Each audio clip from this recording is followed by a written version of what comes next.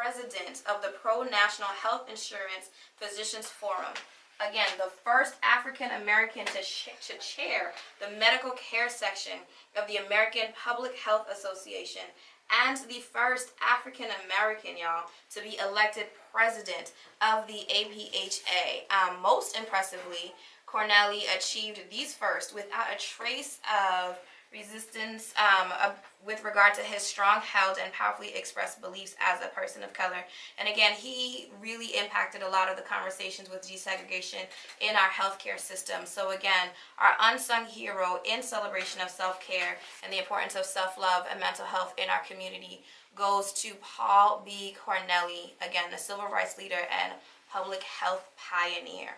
So that's that. Salute to that man. Salute to him, doing a lot of firsts in our community. And, you know, which again leads us, I think, nicely into our hot topic of the week.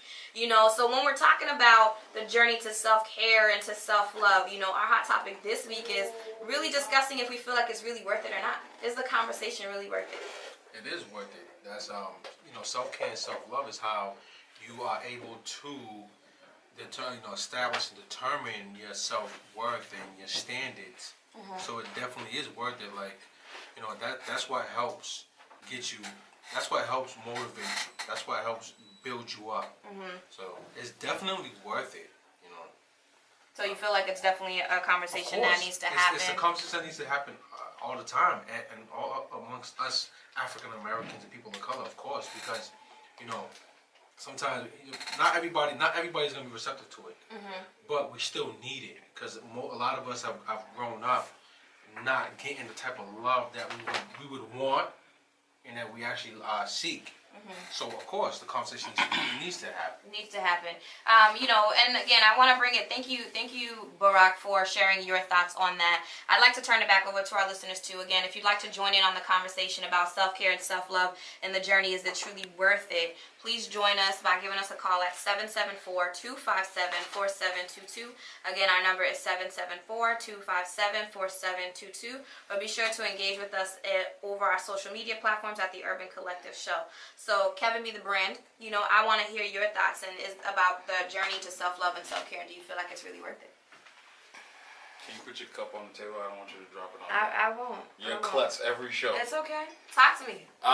Self-care and self-love. Definitely a conversation that we need to have in all communities, but especially the Black community. I feel as though if you are not motivating yourself and looking for others to motivate you, which is part of self-care and self-love, then you're never going to achieve the goals that you want to do. You're just wishing and dreaming through life and then be mad when somebody else done made it, you know? And I think in our community a lot, we talk about hustling, but we're not really hustling. You just like to use the word. Right. So it's definitely a conversation that we do need to have. You know, I mean, I agree with both of you. I definitely think it's a conversation that we need to have. And I think when the question, is it worth it, posed, when that question is on the table, what I think about is not so much whether or not it's important to have the conversation, but at what cost, right? And that's really what I think about is, you know, people taking that into consideration and thinking about self-care and self-love. And while we understand the importance of it, it's there to some degree in certain communities, there's a loss that goes with that, right? So taking care of yourself means that you're talking about these vulnerable conversations, these elements of trauma, the moments of doubt, your moments of depression, your moments of anxiety. And yes, while on the one hand we can talk about how important it is to do that, right? But what's at stake? And I think oftentimes people think about, you know, well, if I talk about this at my place of work, am I going to lose my job? Am I going to be considered inadequate? When you're applying for jobs, you know, they ask you, have you ever been treated for anything regarding mental health sometimes? And how is your mental state? You know, do you select yes or no?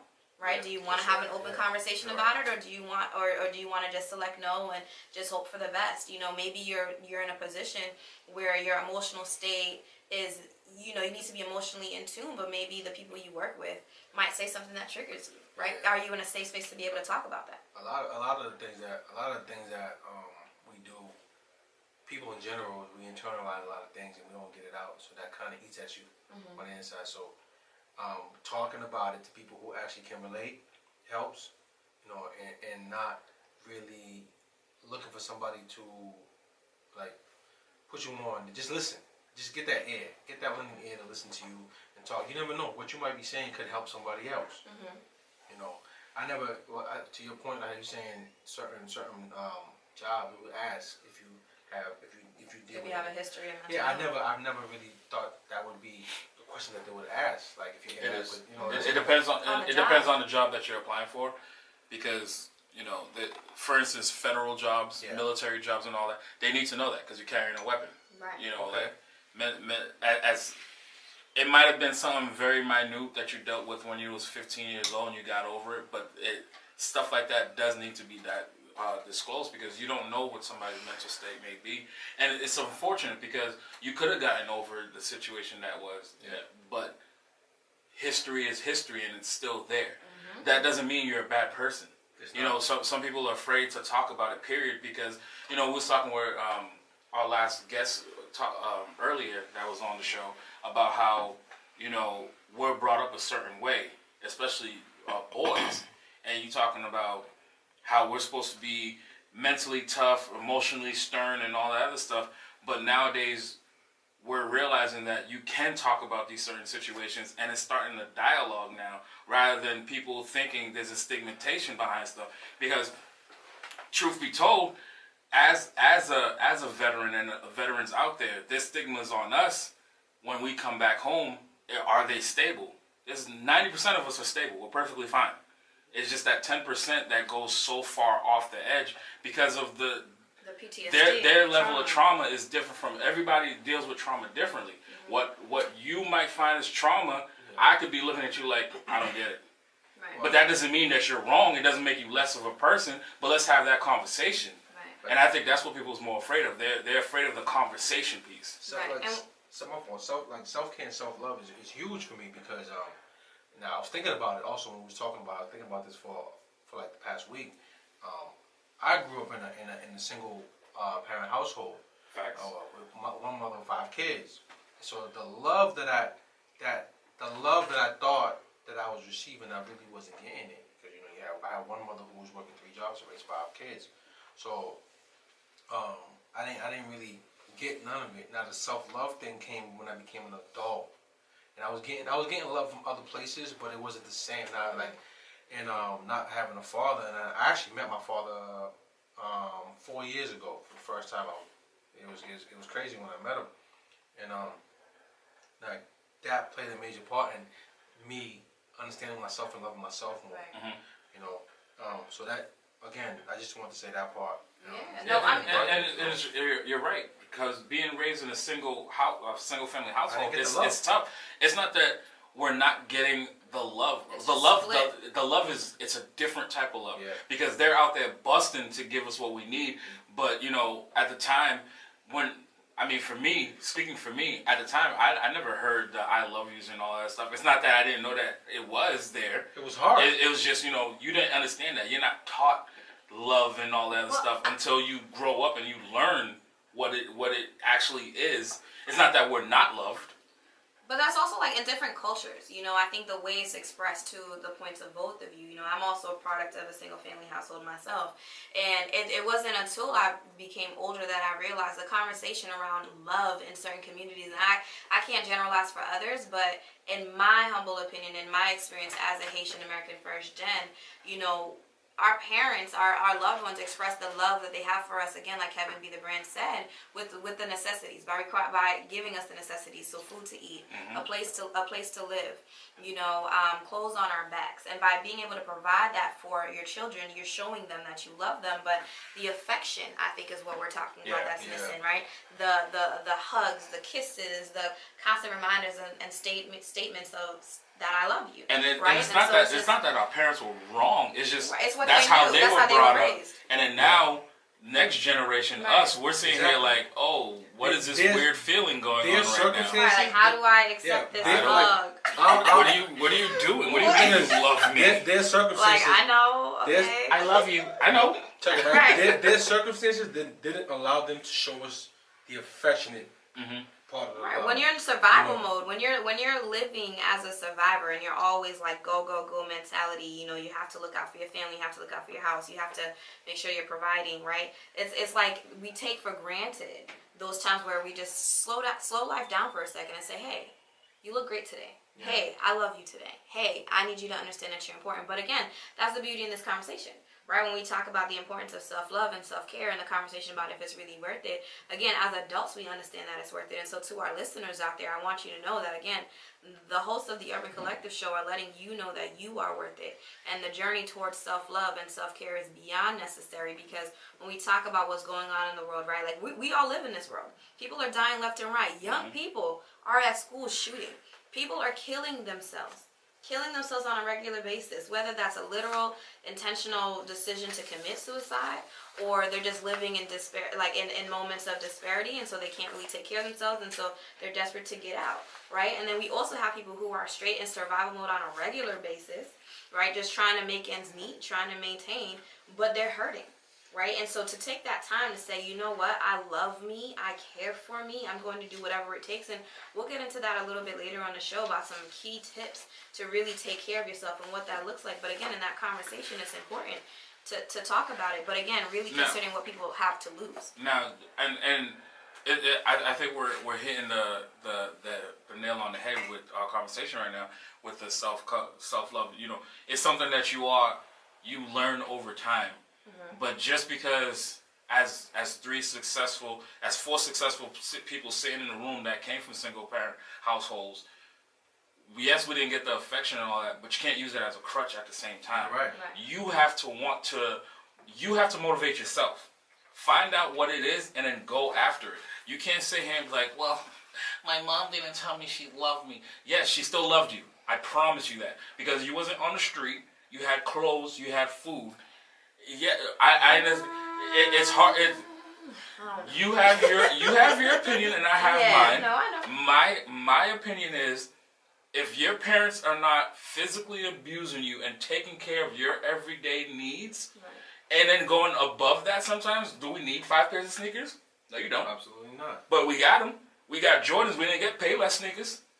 You know what I mean? You was well taken care of, and when I got those things, and in a way, psychologically, like you're saying, we didn't hear it, but at the same time, now we're being ingrained that, all right, when I love somebody, I have to make sure that I'm doing this and I'm doing that. But that's not how that person was raised. This person was probably raised through the I love yous and the hugs and all that. So that's what they're looking for, and that's why it takes a conversation to have. No, like when you're with somebody or around a group of people, know their dynamics to some extent, because that's you thinking that person doesn't love you, but they do love you. They're showing it the way that they can and the way that they know. Well, I think that's definitely that's a great conversation for us to have on another episode, where we can really focus on, you know, how does one give and receive love, and you know what's right or wrong about how we do that. Because again, in this conversation, we're focusing on, you know, our ways of our own self-care and our self-love. But you're absolutely right, Kevin, where, you know, we're talking about how one receives that and what does that look like. And, you know, when I was just like, I don't know, because yes, like one person can assume that they are loved. And like I said, you know, it wasn't until later that I realized, like, you know what, even though my mother didn't say certain things to me, I know that she loved me.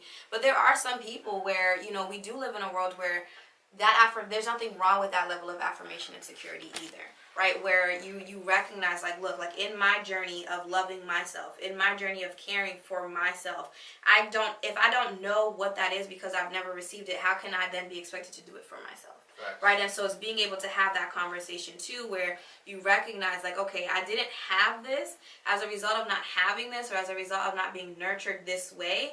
This is how I am. I see life differently now. I see other ways of being. How can I now incorporate these new lessons, these new perspectives into my day-to-day life? And so I think when we talk about self-care and self-worth and self-love, you know, to a person who doesn't know what that looks like and how to do that, that's a new phenomenon. So it's not even, before I can even ask you if you feel like it's worth it, I have to ask you, do you even know what it is? I hear what you're saying, but at the same time, you know what you want out of life right now, right? I do. I mean, knowing what you want out of life, and like she was saying, knowing what you want out of life, but not being able to, what's the word I'm looking for? Not being able to distinguish if self-care, self-love is worth it, and being able to disperse it is another thing. Right. Like, what if in your mind, taking care of yourself, right, you were always told you're selfish? What if by taking care of yourself, you were told that you were inadequate? Yep. What if by taking care of yourself, you were told that you were weak? What if by taking care of yourself, you're told you're fired? What if by taking care of yourself right now, this consistent level of income you have is no longer there, or this partnership that you thought was important to you is no longer in existence, or, you know, certain safe spaces you thought you were in are no longer safe, right? And so again, that's why I started the conversation by talking about the worth it part. It's more understanding that at some point in time, depending on who you are and what spaces you're in, there is something, unfortunately, in the ways of the world, there are some spaces where you might have something to lose. Exactly. And so in understanding that there's something to lose in certain spaces, is it still important to continue to do that? Now, I think it still is important to do that. And it sounds like, Kevin, you think the same, and it sounds like Barack thinks the same. Me, but we do have to talk about what you have to lose. It's not a selfish thing. It's not. You have to look at it like, I can't have you burning out because you so worried about. Here's my thing. I can't concern myself about pleasing everybody. We can't please everybody. But one person I can please is me. That's it. And that should be your know what priority. I mean? Like, Well, you learn how to my please. children, I have to please them regardless. You know what I mean? But everybody else, I'm not here to please you. Yep. I gotta please myself, and pleasing myself might be taking care of others, or it might be, you know, today I'm having a spa day. That this is my time and only my time. I don't want to be distracted by nobody and nothing. That's not selfish. That's you not burning yourself out. Right. It starts with the mental. Like the terms that B used, I've heard those terms associated with self-love, self-care, and it's like I'm not gonna be able to give you 100% of the love that, you know, if I'm not giving it to myself. So I'm gonna be selfish. It's worth it. Everything that she just said is worth But see, I don't like the word selfish. It's not selfish. It's not selfish. It's not selfish. It's necessary. It's not selfish. It's a reset. necessary. It's a reset button. Yes. To others, it may be selfish because you're doing it for you. Well, Right. that person is being selfish. Of Well, course, and they don't understand. If you really think about it, People- the people- other person listen, thinking people- that you're being selfish, Again, that is a That selfish. person is Again, selfish, yeah. people are not gonna understand things that they're not gonna be receptive to things they don't understand. So is that So if person for you then? Are they for you? You could. Whoa, wait a minute. They're not for you at the time. No. They're not for you at the time, right? But you could also, teach them and show true, them. too. You can also People teach can them. learn. Listen, You can People can learn. Because teach You and can learn, teach- you but can teach a person when who's does willing it to stop? when does it stop? Because now you're talking it about. stops when they don't. All right, I gotta keep showing this person like this Listen, is what it is. that's you'll what- know when it eventually stops. you gotta Yeah, be like. Right, and I mean, I think at the end of the day, though, it's you gotta know if you're gonna walk away from any situation, you're walking away knowing that you tried. At the end of the day, you gotta try, right? And so it's like, listen, I think this is me taking care of myself is important to me. I don't deem that as selfish. Somebody else might deem it as selfish because they really want from me. And so part of that conversation is having a conversation, communicating. Like, look, you think this is selfish. I think this is necessary. This is in order for me to be there for you. I have to be able to be there for myself. In order for me to give you this care and this love that you're asking of me, I need to be able to provide that to myself. And if Right. I can't do that for me, then I cannot possibly do that for you. And being able to communicate that. And the other thing is, too, when we ask people to understand that of us, we need to be able to be in a position to understand that of others as well. Right? So I can't expect you to give me this space, to give me this level of understanding if I'm not able to willing to do it for you. Bro, you have to be willing. You gotta take L's. You gotta take L's seriously. Like, you gotta understand, you should not compromise your character at all. Take an L for that. You know? I don't know about at all. You No, compromise your yourself. character should not ever Your be character compromised. should never be compromised. So you gotta take that L. Like, That's yo, who this is you what. are. Because if But you you shouldn't make compromise. standing by your principles with the self-care, self-love, you should never take an L on that. You should never take an L on that because that's gonna make you stronger. It's gonna make you feel better about yourself. That's the whole part. That's the whole point of self-care, self-love. But you have to adjust to certain situations. No, you're right. I can't So hold that's on what I mean. Like you're what do you say? You got to take L's and you can't compromise. If you're adjusting, you're already compromised. Not compromising. Don't compromise your character. Right. And stand by your principles. Oh, absolutely. But I'm just saying when I'm taking it to the relationship dynamic right now, and because that's what the self-care, self-love thing is. You don't notice it until you're in another person's presence. Yes. Whether it be work, whether it be a relationship, whatever the case may be, Correct. it's in different directions. It's when you're strange, you're being pulled in different directions. Once you have to put yourself in another person's space and bubble, you're compromising yourself a little bit, because it can't just be about you, even though it has to be about you at the same time. It's one of those weird dynamics, because you still got to stay true to you, but you got to stay true to the dynamic that you're in right now. Because at work, they have a different set of rules that they play by.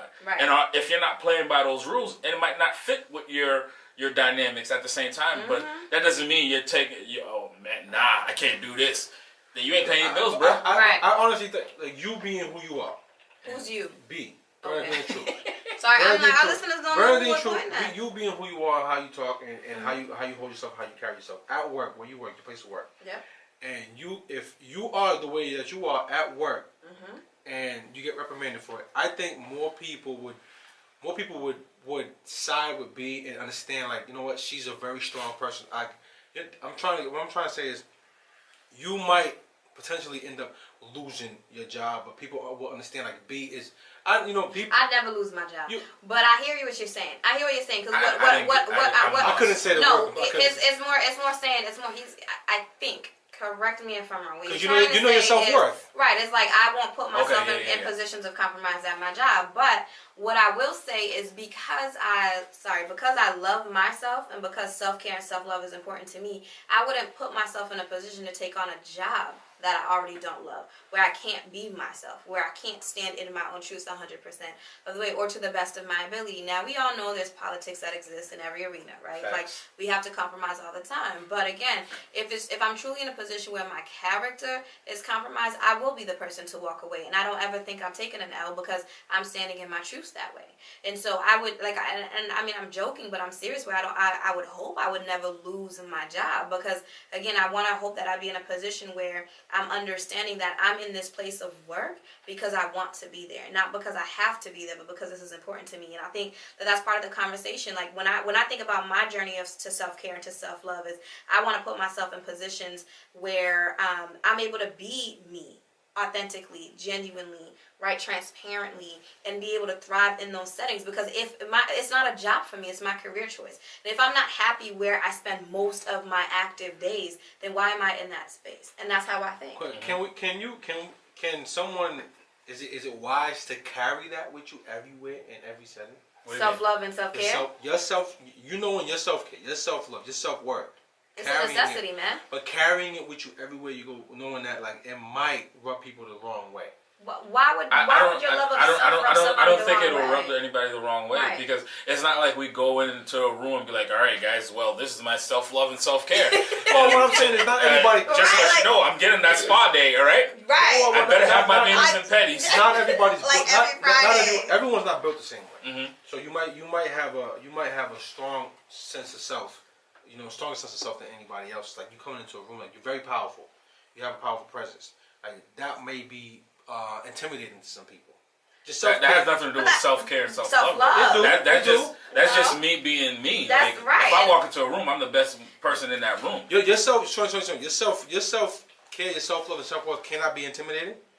I mean, the way one loves. So you're saying the way one loves themselves can intimidate somebody. That's life. That's nothing. That shouldn't be something that makes you shy away from being who you are and taking care of yourself and loving yourself. Like, the way Kevin, or the way you, Barack, or the way Smooth, or anybody else part of the show is going to feel based on how I love myself is not my concern entirely, unless the way I love myself impedes on your well-being. Well, the question was, I know we might not dumb it down or compromise our self-worth, or, self-love and all that.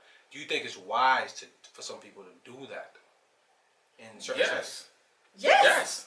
Listen, When you wake up in the morning every day, you need to be loving yourself. Like, affirmations are real. Once you get up in the morning and you start talking about, man, I don't want to go to work today. Well, right then and there, you're not loving yourself, because you already know I must be miserable, but yet you still about to go down that journey. That's not self-care and self-love. When I wake up in the morning, I'm like, all right, cool. It might be a little bit of a hard day, but I'm gonna go get it. because I know what I'm worth, and I don't mind going to do this thing or whatever. And when I walk into the building and somebody's having a bad day, that's not my problem. Right. That's your problem. That's Right. right. That's a personal. So you because, hold on to that. And as a person, and you walk into a space and somebody's having a bad day, and you recognize that, because of the love and care you have for yourself, it's your duty to remove yourself.